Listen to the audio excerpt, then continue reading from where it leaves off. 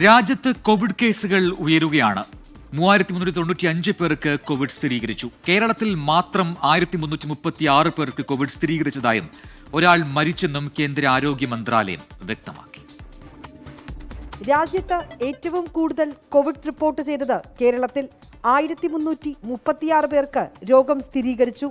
മഹാരാഷ്ട്ര 467, ഡൽഹി 375, ഗുജറാത്ത് 265, കർണാടക 234 എന്നിങ്ങനെയാണ് കോവിഡ് ബാധ.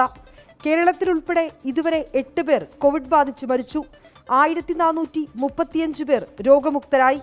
സംസ്ഥാനങ്ങളിലെ സാഹചര്യം സൂക്ഷ്മമായി നിരീക്ഷിക്കുന്നതായി കേന്ദ്ര ആരോഗ്യ മന്ത്രാലയം വ്യക്തമാക്കി.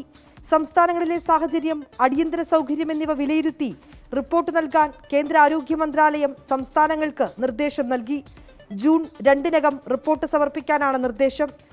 ജില്ലാ, താലൂക്ക് തലങ്ങളിൽ ആശുപത്രികളിലെ തയ്യാറെടുപ്പുകൾ, പരിശോധന, മരുന്ന്, PPE കിറ്റുകൾ, ഐസൊലേഷൻ സൗകര്യം, ഓക്സിജൻ ലഭ്യത, വെന്റിലേറ്റർ, കിടക്കകൾ എന്നിവയുടെ ലഭ്യത ഉറപ്പാക്കണം.